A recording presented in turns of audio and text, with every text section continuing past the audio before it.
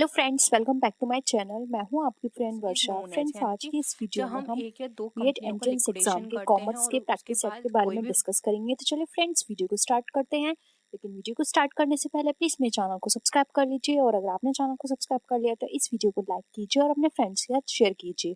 चलिए फ्रेंड्स, आज की इस वीडियो को स्टार्ट करते हैं।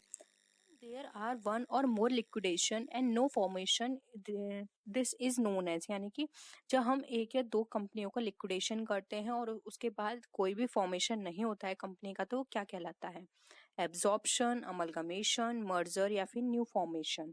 तो फ्रेंड्स, अमलगमेशन में क्या होता है, दो या दो से कंपनियां मिल जाती हैं और वो न्यू फॉर्म करती हैं। मर्जर में दो कंपनियां मर्ज हो जाती हैं जिसमें एक की एंटिटी बनी रहती है। तो यहाँ पर क्या होता है, ये ना हमारा ऑप्शन ये सही है ना ये सही है, और न्यू फॉर्मेशन की तो यहाँ कोई बात ही नहीं है। तो ऑप्शन यहाँ पे एक हमारा सही होगा, उसको हम एब्जॉर्प्शन कहते हैं। जब दो या दो से अधिक कंपनियां लिक्विडेट हो जाती हैं और कोई भी कंपनी न्यू फॉर्म नहीं होती है, मतलब कंपनी ही फॉर्म नहीं होती है, तो उसको हम बोलते हैं एब्जॉर्प्शन। नेक्स्ट क्वेश्चन पे आते हैं। Internal reconstruction is generally resorted to right off, यानी कि जो इंटरनल रिकंस्ट्रक्शन है हमारा, वो जनरली कहाँ से राइट ऑफ किया जाता है? रिटेन अर्निंग से, journal profit, consolidated revenue profit या फिर कैपिटल रिजर्व। तो यानी फ्रेंड्स, जो इंटरनल रिकंस्ट्रक्शन होता है वो हमारा रिकंस्ट्रक्शन किसके थ्रू किया जाता है? तो फ्रेंड्स, इंटरनल रिकंस्ट्रक्शन जो होता है हमारा, वो किया जाता है हमारा यहाँ पे। फ्रेंड्स, अगर हम यहाँ पे बात करें तो यहाँ पे ऑप्शंस यहाँ गिवन नहीं है, तो यहाँ पर एक ऑप्शन ये गलत होगा, ये क्वेश्चन गलत है। यहाँ पर आप ऑप्शन एक लिख लीजिएगा, all of none of these करके लिख लीजिएगा, ठीक है। यहाँ पे आएगा ऑप्शन इसका नन ऑफ दीज, क्योंकि ये ऑप्शंस ये सारे ही ऐसे हैं जो कि इसके लिए फिट नहीं है। तो यहाँ पे लिख लीजिएगा नन ऑफ दी। हो सकता है इस तरह के क्वेश्चंस आ जाएं, क्योंकि ये क्वेश्चन फ्रेंड्स प्रीवियस ईयर का है और ये एक इस तरह का क्वेश्चंस आ गए थे एग्जाम में। तो यहाँ पे आपको इस तरह के क्वेश्चंस अगर आते हैं तो आपको पैनिक होने की जरूरत नहीं है, क्योंकि इस तरह के क्वेश्चंस आते हैं तो सभी स्टूडेंट्स को इनका मार्क्स मिलता है। तो इसका जो आंसर होगा, आंसर इसका वैसे होगा accumulated losses and fictitious assets जो होती हैं उसको राइट ऑफ करने के लिए किए जाते हैं इंटरनल रिकंस्ट्रक्शन। तो यहाँ पर इसका अगर ऑप्शन गिवन होगा नन ऑफ द अबव, तो वहां पे आपको उसको टिक करना है। अब हम नेक्स्ट क्वेश्चन पे आते हैं। Gearing ratio denotes the relationship between, यानी कि जो गेयरिंग रेशियो जो है हमारा, वो हमारा क्या डिनोट करता है, किसके बीच रिलेशन? डिवेंचर और शेयर कैपिटल के बीच, एसेट्स एंड कैपिटल के बीच, लोन एंड कैपिटल के बीच, या फिर इक्विटी शेयर होल्डर्स फंड या लॉन्ग टर्म बोरोड फंड्स के बीच।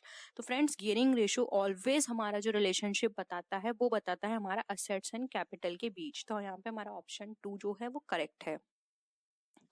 नेक्स्ट क्वेश्चन पे आते हैं हम।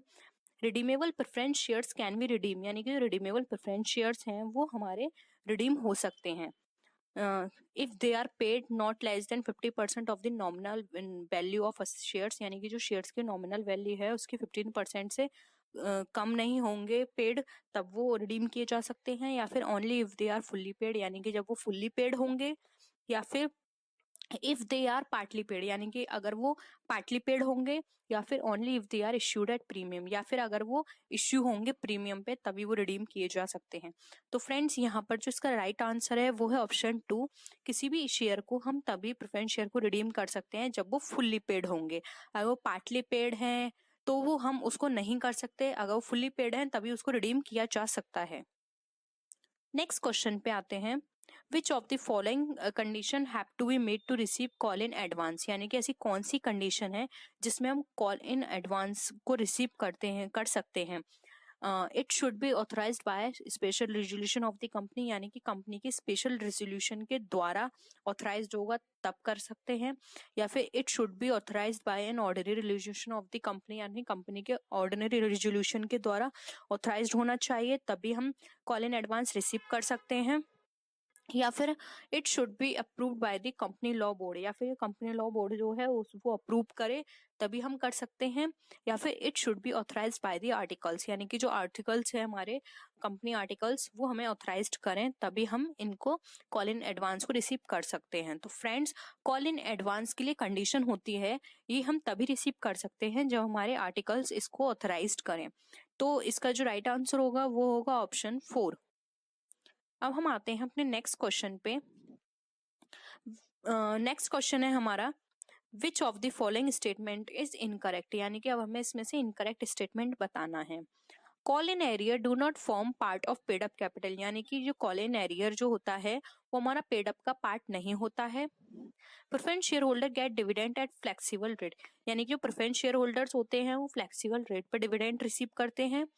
या फिर share application account is a personal account, यानी कि शेयर एप्लीकेशन अकाउंट एक पर्सनल अकाउंट है। या फिर नन ऑफ द अबव। तो friends, call in arrear paid up का पार्ट होता है, ये सही है। Share application account personal account है, ये भी सही है। तो फ्रेंड्स, ये दोनों ऑप्शन हमारे सही हैं। एक ऑप्शन है जो यहाँ पे इनकरेक्ट है, वो है हमारा सेकंड ऑप्शन। तो यहाँ पे हमारा जो राइट ऑप्शन है वो है हमारा 2, क्योंकि friends preference share holders flexible rate पे डिविडेंड नहीं देते हैं, क्योंकि प्रेफरेंस शेयर होल्डर्स को जो डिविडेंड दिया जाता है फिक्स रेट पे दिया जाता है। तो यहाँ पर ये फ्लेक्सिबल रेट नहीं होगा, तो ऑप्शन यहाँ पे क्या है हमारा, ये इनकरेक्ट है। नेक्स्ट क्वेश्चन पे आते हैं, which company shares can be freely transferable, यानी कि ऐसी कौन सी कंपनी है जो कि अपने शेयर को फ्रीली ट्रांसफरेबल कर सकती है, ट्रांसफर कर सकती है। Private company, public company, both A and B, यानी या नन ऑफ दी अबव। तो फ्रेंड्स, यहाँ पे बात की जा रही है फ्रीली ट्रांसफरेबल की। तो फ्रेंड्स, यहाँ पे इसका जो राइट आंसर है वो है option B, public company. Public company के अंदर जो शेयर्स होते हैं उसको फ्रीली ट्रांसफर किया जा सकता है। लेकिन अगर फ्रेंड्स यहाँ पर हम बात करें प्राइवेट कंपनी की, तो प्राइवेट कंपनी के अंदर शेयर को ट्रांसफर नहीं किया जा सकता है। तो यहाँ पर इसका ऑप्शन 2 करेक्ट है। नेक्स्ट क्वेश्चन पे आते हैं, shares can be issued at a discount only after year from the commencement of the business, यानी कि फ्रेंड्स, जो शेयर्स हैं हमारे उनको हम इश्यू कर सकते हैं डिस्काउंट पे कमेंसमेंट के कितने साल बाद, 1, 1.5, 2 या 2.5। तो ऐसे कितने साल हैं कमेंसमेंट से कंप्लीट होने पर हम अपने शेयर को इश्यू कर सकते हैं डिस्काउंट पे। तो फ्रेंड्स, यहाँ पे इसका राइट आंसर है 1, कमेंसमेंट होने के 1 साल के बाद हम अपने शेयर्स को डिस्काउंट पे इश्यू कर सकते हैं। नेक्स्ट क्वेश्चन पे आते हैं, which of the following items can not be shown as reserve, यानी कि ऐसा कौन सा आइटम है जिसको हम एज अ रिजर्व शो नहीं कर सकते। Capital reserve, capital redemption reserve, security premium या फिर नन ऑफ द अबव। तो फ्रेंड्स, यहाँ पर बात कर रहे हैं ये कि हम ऐसा रिजर्व को शो नहीं कर सकते आइटम को एज अ रिजर्व। तो फ्रेंड्स, यहाँ पे इसका राइट आंसर होगा D, none of the above, क्योंकि फ्रेंड्स कैपिटल रिजर्व भी रिजर्व की तरह शो किया जाता है, कैपिटल रिडेम्पशन रिजर्व भी एक रिजर्व है, और सिक्योरिटीज प्रीमियम रिजर्व भी एक रिजर्व होता है। क्योंकि फ्रेंड्स, सिक्योरिटी प्रीमियम रिजर्व वो रिजर्व होता है जब कोई भी शेयर सिक्योरिटीज प्रीमियम वो कोई भी शेयर प्रीमियम पे इश्यू किया जाता है, तो जो भी प्रीमियम रिसीव होता है उसको सिक्योरिटी प्रीमियम रिजर्व के नाम से उसको शो किया जाता है। तो ये भी एक तरह का रिजर्व है। तो यहाँ पर ये तीनों ऑप्शन सही हैं। तो यहाँ पे हमारा जो ऑप्शन आएगा इस क्वेश्चन के अकॉर्डिंग वो होगा हमारा ऑप्शन नंबर 4। नेक्स्ट क्वेश्चन पे आते हैं हम, If premium subscription is not received, application money should be refunded within now many days. Friends, अगर प्रीमियम सब्सक्रिप्शन की जो एप्लीकेशन मनी है अगर वो रिसीव नहीं हुई है तो हमें अब कितने दिन के अंदर अपने पैसों को रिफंड कर देना है, 7 डेज, 10 डेज, 15 डेज या 13 डेज। तो फ्रेंड्स, अब जो डेट फिक्स की गई है वो है यहाँ पे 10 डेज। आपको 10 डेज के अंदर वो सारे मनी जो भी आपके पास आई है, अगर मिनिमम सब्सक्रिप्शन आपने रिसीव नहीं किया है तो आपको 10 डेज के अंदर वो सारे मनी को रिफंड करना है शेयर होल्डर्स को। नेक्स्ट है, when shares are forfeited the share capital account is debited with dash and the share forfeited account is credited with dash, यानी कि फ्रेंड्स, जब शेयर को फॉरफिटेड किया जाता है तो शेयर कैपिटल अकाउंट डेबिट की जाती है, किस अकाउंट के साथ वो आपको यहाँ फिल करना है, और किस अकाउंट के साथ वो क्रेडिट की जाती है वो आपको यहाँ फिल करना है। तो ऑप्शंस हैं, calls in arrears of share forfeited amount यहाँ पर आएगा, या फिर amount received on shares forfeited, second है called up capital of share forfeited, या फिर amount received on share forfeited, third option है called up capital of shares forfeited, या फिर calls in arrear of share forfeited. Third option है paid up capital of share forfeited या फिर called up capital of share फॉरफीचर्ड। तो ये इनके options हैं। तो फ्रेंड्स अगर हम इन ऑप्शंस के अकॉर्डिंग बात करें तो यहाँ पे जो हमारा राइट ऑप्शन होगा वो होगा ऑप्शन 2, क्योंकि फ्रेंड्स यहाँ पे जब हम शेयर कैपिटल को डेबिट करेंगे तो वो हम कैपिटल करेंगे कॉल्ड अप कैपिटल से, यानी कि वो शेयर जो भी हमने फॉरफीचर किए हैं उस पर हमने कितनी कॉल्ड अप कैपिटल यानी कितनी कैपिटल हमने मांग ली है वो अमाउंट यहाँ आएगा, और क्रेडिट करेंगे उस पर हमारे कितना अमाउंट हमने रिसीव कर लिया है वो अमाउंट यहाँ आएगा। तो यहाँ पे ऑप्शन हमारा 2 जो है वो यहाँ पे करेक्ट है। नेक्स्ट क्वेश्चन पे आते हैं, which of the following item is not taken in profit and loss appropriation account, यानी कि ऐसा कौन सा आइटम है जो कि profit and loss appropriation account में नहीं लिखा जाता है। Transfer to dividend equalisation reserve, transfer to general reserve, provision for taxation या फिर प्रपोज डिविडेंड। तो friends profit and loss appropriation account वो अकाउंट होता है जिसके अंदर सभी तरह के रिजर्व्स, डिविडेंड्स एंड हमारी शेयर कैपिटल जो होती है और हमारी जो कैपिटल है नॉर्मल जो ऑथराइज्ड कैपिटल है वो यहाँ पे शो की जाती है। तो फ्रेंड्स अप्रोप्रिएशन अकाउंट के अंदर जो यहाँ पे आइटम नहीं इंक्लूड होगा वो होगा provision for taxation. Provision for taxation appropriation account में नहीं आता है। तो फ्रेंड्स यहाँ पे हमारा ऑप्शन 3 जो है करेक्ट है। नेक्स्ट क्वेश्चन पे आते हैं, what is the excess of net assets over consideration paid is called, यानी कि फ्रेंड्स नेट असेट्स एक्सेस में है ओवर कंसिडरेशन पेड, यानी कि जो कंसिडरेशन हमने पेड किया है तो उसको क्या बोलते हैं, क्या टर्म वहां हम यूज करते हैं। ऑप्शन है हमारे capital reserve, reserve capital, security premium या फिर goodwill.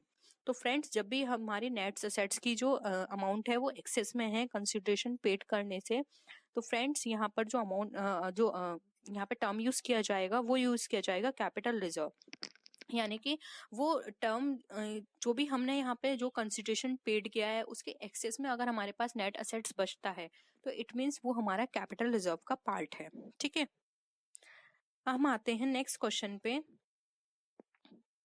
How many companies are involve in the scheme of internal reconstruction, यानी कि ऐसी कौन सी स्कीम है जो कि हमारे इंटरनल रिकंस्ट्रक्शन में यूज की जाती है।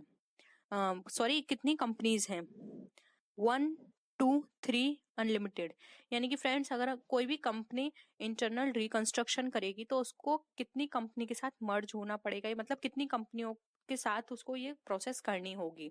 तो फ्रेंड्स ये प्रोसेस 1 कंपनी के साथ हो सकती है, क्योंकि यहाँ पर हम बात करें इंटरनल रिकंस्ट्रक्शन की।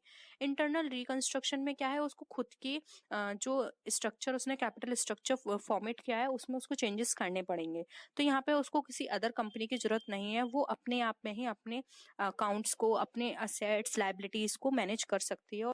नेक्स्ट क्वेश्चन आता है, no company can buy its equity share if, यानी कोई भी कंपनी बाय बैक नहीं कर सकती अपने इक्विटी शेयर यदि पार्टली कॉल्ड अप शेयर हो, पार्टली पेड अप शेयर हो, डिफॉल्टिंग कंपनी हो या फिर ऑल ऑफ दीज। तो फ्रेंड्स यहाँ पर अगर कोई भी कंपनी बाय बैक नहीं करेगी अपने शेयर यदि वो पार्टली पेड होंगे, पार्टली पेड कॉल्ड शेयर होंगे और पार्टली पेड शेयर होंगे, डिफॉल्टिंग कंपनी होगी। तो यहाँ पे आंसर आ जाएगा ऑल ऑफ दिस। अगर ये सारे सिचुएशन होंगी तो कोई भी कंपनी बाय बैक नहीं कर सकती अपने शेयर को, उसको फुल्ली पेड अप होना पड़ेगा। ठीक है, नेक्स्ट क्वेश्चन है, सीक्रेट रिजर्व्स में बी क्रिएटेड बाय, यानी कि सीक्रेट रिजर्व कहाँ से क्रिएट किया जाता है, under valuation of liabilities only, under valuation of assets only, over valuation of assets only या फिर over valuation of liabilities and under valuation of assets. तो फ्रेंड्स यहाँ पर इसका अगर हम आंसर की बात करें तो फ्रेंड्स इसका जो राइट आंसर है डी ऑप्शन, क्योंकि कोई भी कंपनी सीक्रेट रिजर्व तभी प्रिपेयर कर सकती है जब उसका ओवर वैल्यूएशन होगा लायबिलिटीज का और अंडर वैल्यूएशन होगा असेट्स का। ठीक है, हम नेक्स्ट क्वेश्चन पे आते हैं, a company can buy back, एक कंपनी बाय बैक कर सकती है partly paid up share, fully paid up share, partly paid up share या फिर नन ऑफ दीज। फ्रेंड्स अभी हमने ये डिस्कस भी किया था, कोई भी कंपनी बाय बैक तभी कर सकती है जब वो फुल्ली पेड शेयर होगा। तो फ्रेंड्स यहाँ पर हमारा ऑप्शन बी करेक्ट है। Bank is the short name given for, यानी कि जो वर्ल्ड बैंक है उसका शॉर्ट नेम किस बैंक के लिए दिया गया है, short name world bank. IMF के लिए, IBRD के लिए, IFC के लिए या फिर ADB के लिए। तो फ्रेंड्स हम जब सब जानते हैं कि इसका जो राइट आंसर है वो है ऑप्शन बी IBRD, यानी कि international bank for reconstruction and development का शॉर्ट नेम है वर्ल्ड बैंक। IMF का फुल फॉर्म होता है इंटरनेशनल मॉनेटरी फंड, IFC का होता है इंटरनेशनल फाइनेंशियल कॉर्पोरेशन, ADB होता है, यहाँ पर ADB का फुल फॉर्म है एशियन डेवलपमेंट बैंक। तो फ्रेंड्स यहाँ पर ये सारी चीजें थी, लेकिन इसका जो ऑप्शन करेक्ट है वो है option B IBRD। Next question पे आते हैं। The world bank is formed as, यानी कि जो वर्ल्ड बैंक है वो फॉर्म्ड होता है IMF की कौन सी बॉडी, किस बॉडी से? सप्लीमेंट्री बॉडी कही जाती है, कॉम्प्लीमेंट्री, लीगल, या नन ऑफ दीज? तो फ्रेंड्स IMF और वर्ल्ड बैंक जो दोनों फॉर्म हुए तो ये एक दूसरे की सप्लीमेंट्री बॉडी कही जाते हैं। तो इसका राइट आंसर है A, supplementary body. Next question पे आते हैं। The world bank began its operation in, world bank ने अपना ऑपरेशन कब स्टार्ट किया था? जून 1950, जून 1946, जुलाई 1944 या अगस्त 1950? तो फ्रेंड्स वर्ल्ड बैंक ने जो अपना ऑपरेशन स्टार्ट किया था वो किया था जून 1946 में। नेक्स्ट क्वेश्चन पे आते हैं। Objective of World bank does not include, यानी कि जो वर्ल्ड बैंक का जो ऑब्जेक्टिव है वो कहाँ इंक्लूड नहीं किया जाता है, क्या इसमें इंक्लूड नहीं करते हैं? Assistance in the reconstruction of member country, यानी कि मेंबर कंट्री के रिकंस्ट्रक्शन के लिए असिस्टेंट देना, या फिर supplement private investment by its own loans and finance, यानी कि सप्लीमेंट प्राइवेट इन्वेस्टमेंट को लोन और फाइनेंस के द्वारा देना, या फिर short term assistance to member country, यानी कि शॉर्ट टर्म असिस्टेंस देना मेंबर कंट्रीज को, या फिर encourage long term balanced growth of international trade, यानी कि जो लॉन्ग टर्म बैलेंस्ड ग्रोथ के लिए इंटरनेशनल को ट्रेड है उसको एनकरेज करना लॉन्ग टर्म बैलेंस्ड ग्रोथ करने के लिए। तो फ्रेंड्स यहाँ पर अगर हम वर्ल्ड बैंक की बात करें तो यहाँ पे ऑप्शन सी हमारा करेक्ट है। वर्ल्ड बैंक कभी भी short term assistance member countries को प्रोवाइड नहीं करती है, ये लॉन्ग टर्म लोन प्रोवाइड करती है। तो यहाँ पे ऑप्शन सी हमारा करेक्ट है। नेक्स्ट क्वेश्चन है। The IMF commenced operation in Washington on, यानी कि जो IMF है उसने अपना ऑपरेशन वॉशिंगटन में कब स्टार्ट किया था? 1 मार्च 1947, 1 मार्च 1948, 15 मार्च 1960 या फिर 15 मार्च 1980? तो फ्रेंड्स IMF ने जो अपना ऑपरेशन स्टार्ट किया था वो किया था 1 मार्च 1947 को। नेक्स्ट क्वेश्चन पे आते हैं। A country leaving the membership of IMF can continue its membership with World Bank if members of bank give their votes in its favor। ठीक है, तो हमें बताना है कि ऐसे कितने परसेंट वोटिंग जरूरी है उनके फेवर में देने के लिए कि अगर वो IMF से अपनी मेंबरशिप हटा रहे हैं लेकिन वो वर्ल्ड बैंक में अपनी कंटिन्यू रखना चाहते हैं। तो 65%, 75%, 67% या 79%? तो फ्रेंड्स उन लोगों को 75% वोटिंग चाहिए, तभी वो अपने ऑपरेशंस वर्ल्ड बैंक के साथ कंटिन्यू कर सकते हैं, अगर वो IMF की अपनी मेंबरशिप छोड़ते हैं तब। नेक्स्ट क्वेश्चन पे आते हैं। Any member can be debarred from membership of World Bank if, यानी कि कोई भी मेंबर अपनी मेंबरशिप से हट सकता है खुद से अगर वो वर्ल्ड बैंक की, यदि उसको ऐसी कौन सी कंडीशंस हैं जिसके बाद अगर वो उन कंडीशंस उस पर अप्लाई होती हैं तो वो वहाँ से वर्ल्ड बैंक की मेंबरशिप से हट सकता है। It gives written notice to the bank, उसको बैंक को रिटन नोटिस देना होगा, या फिर it work against the guidelines of the bank, यानी कि अगर वो बैंक की गाइडलाइंस के अगेंस्ट काम करे, या फिर if quits membership of IMF, यानी कि अगर IMF की जो मेंबरशिप है उसको क्विट करे, या फिर all of the above.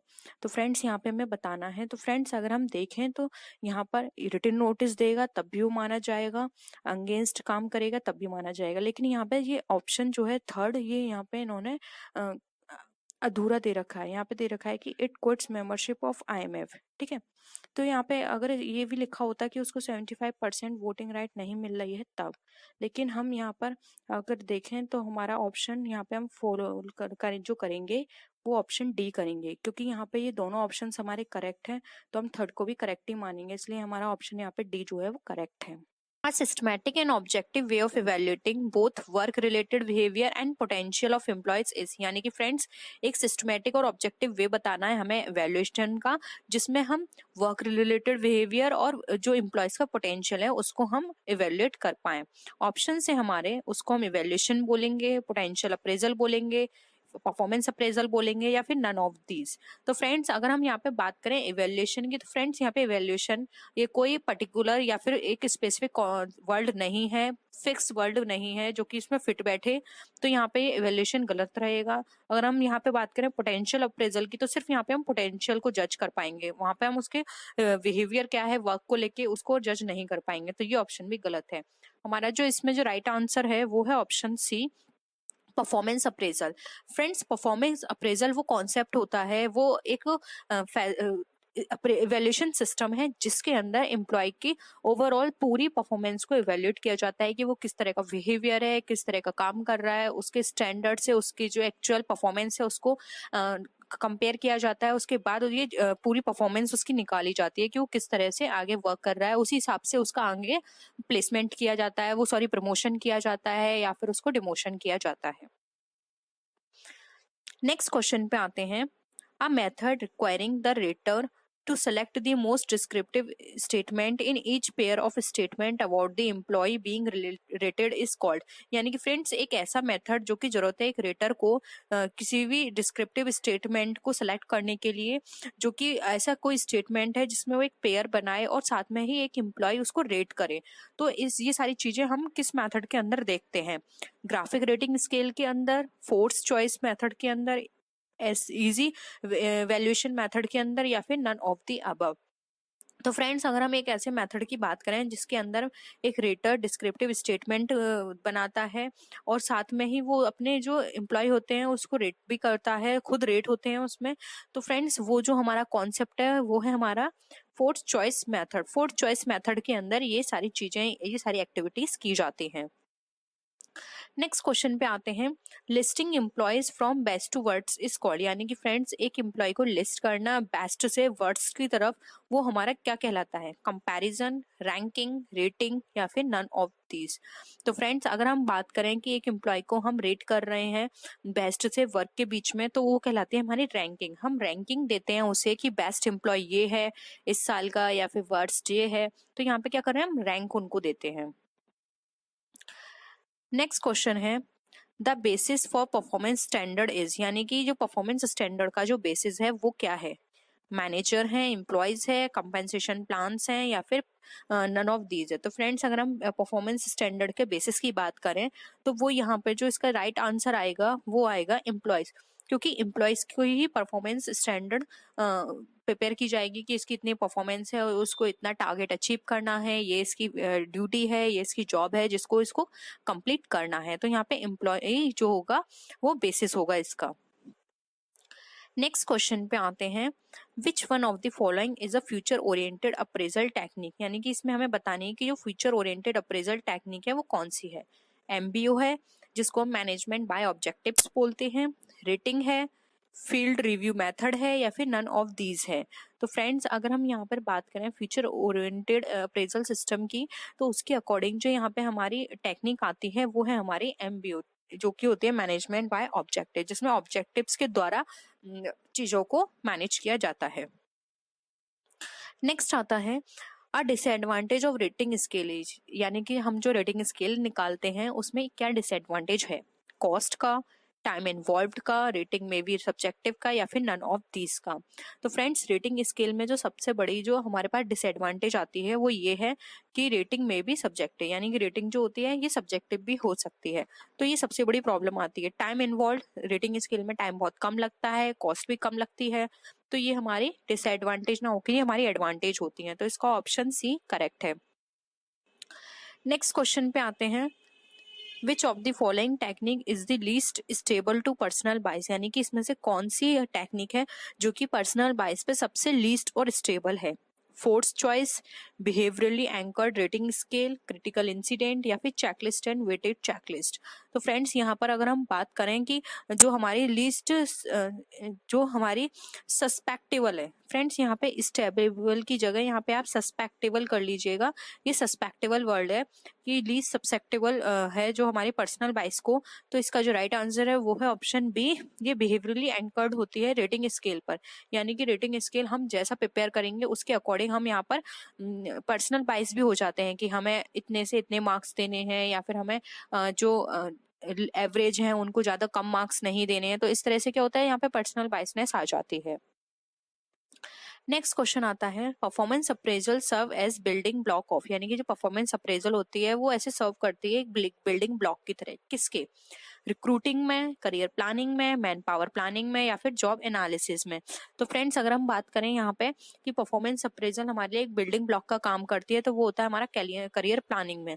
Career planning हमारा उसी पे, करियर प्लानिंग के बेसिस पर हम परफॉर्मेंस अप्रेज करते हैं कि करियर उसका आगे हमें किस तरह से प्लान करना है, क्या होगी उसकी जॉब, किस तरह से होगा, उसी के अकॉर्डिंग परफॉर्मेंस अप्रेज की जाती है। नेक्स्ट क्वेश्चन पे आते हैं, the appraisal process is design by, जो अप्रेजल प्रोसेस होती है वो किसके द्वारा डिजाइन की जाती है? पर्सनल डिपार्टमेंट के द्वारा, वर्कशॉप के द्वारा, फैक्ट्री के द्वारा, या मैनेजमेंट के द्वारा। तो फ्रेंड्स पर्सनल जो अप्रेजल प्रोसेस जो होती है वो हमारी डिजाइन की जाती है पर्सनल डिपार्टमेंट के द्वारा। नेक्स्ट क्वेश्चन है, role of job analysis covers, यानी कि जॉब एनालिसिस का जो रोल होता है वो क्या कवर करता है? हेल्थ को, डिसिप्लिन को, सेफ्टी को, या फिर ऑल ऑफ दीज को। तो फ्रेंड्स ये हमारा जो जॉब एनालिसिस का जो रोल होता है ये इन सभी चीजों को कवर करता है कि हेल्थ क्या है, डिसिप्लिन किस तरह से होना है, सेफ्टी क्या क्या प्रोवाइड करनी है हमें अपने एम्प्लॉयज को, ये सारी चीजें इसके अंदर कवर की जाती हैं। नेक्स्ट आता है एम्प्लॉयज जॉब परफॉर्मेंस कंसेप्ट, यानी कि जो एम्प्लॉय की जो जॉब परफॉर्मेंस है उसमें क्या क्या चीजें इंक्लूड की जाती हैं। फॉर्मल ऑर्गेनाइजेशन होती है ये, ऑर्गेनाइजेशन का है, स्ट्रक्चर, पॉलिसी एंड एफिशिएंसी देखते हैं, motivation, informal organisation, size goals इसके अंदर इंक्लूड किया जाता है, फिजिकल कंडीशंस वर्क देखी जाती है, या फिर ऑल ऑफ दी अबव है इसका राइट आंसर। तो फ्रेंड्स बताना है हमें इसमें इसका राइट आंसर क्या है। अगर हम यहाँ पे एम्प्लॉय जॉब परफॉर्मेंस की बात करें तो फ्रेंड्स इसका राइट आंसर है डी, क्योंकि फ्रेंड्स एम्प्लॉय जॉब परफॉर्मेंस में फॉर्मल ऑर्गेनाइजेशन का भी पार्ट हो जाता है, इसमें मोटिवेशन और उसके खुद के गोल्स भी देखे जाते हैं, फिजिकल वर्किंग कंडीशन देखी जाती है उनकी, फॉर्मल ऑर्गेनाइजेशन के पॉइंट ऑफ व्यू से स्ट्रक्चरल पॉलिसीज एंड एफिशिएंसी देखी जाती है कि उसकी क्या एफिशिएंसी है, किस तरह से उसको जॉब देनी है। तो जॉब परफॉर्मेंस में ये सारी चीजों को इवेल्युएट किया जाता है। नेक्स्ट है, jobs are the link between the people and, यानी कि जॉब जो है वो लिंक की तरह काम करती है एक प्यूपिल और किसके बीच में? ऑर्गेनाइजेशन के बीच में, सुपरवाइजर के बीच में, मैनेजर के बीच में, या फिर नन ऑफ दीज। तो फ्रेंड्स जॉब एक लिंक का काम करती है लोग और एक ऑर्गेनाइजेशन के बीच में, क्योंकि एक पर्सन जब किसी भी ऑर्गेनाइजेशन से जुड़ता है तो वो किसके थ्रू जुड़ता है? वो जुड़ता है जॉब के थ्रू। तो एक जॉब एक ऐसा काम है जो एक पर्सन को एक ऑर्गेनाइजेशन से जोड़ती है, जिसके बाद उनके वहां पे रिलेशंस चेंज हो जाते हैं, वो पर्सन वहां पे एम्प्लॉय कंसिडर किया जाता है और वो ऑर्गेनाइजेशन उसकी कंपनी और वहां का जो हेड होता है वो उसका एम्प्लॉयर कंसिडर किया जाता है। तो फ्रेंड्स ये थी आज की वीडियो। आई होप आपको आज के क्वेश्चंस पसंद आए होंगे। अगर वीडियो पसंद आए तो वीडियो को लाइक कीजिए, अपने फ्रेंड्स के साथ शेयर कीजिए, और किसी भी तरह की कोई भी क्वेरी हो या आप सजेशन देना चाहते हैं तो आप नीचे कमेंट सेक्शन में लिख सकते हैं। तो फ्रेंड्स नेक्स्ट वीडियो में हम फिर मिलते हैं और अच्छी वीडियोस के साथ, तब तक के लिए बाय बाय।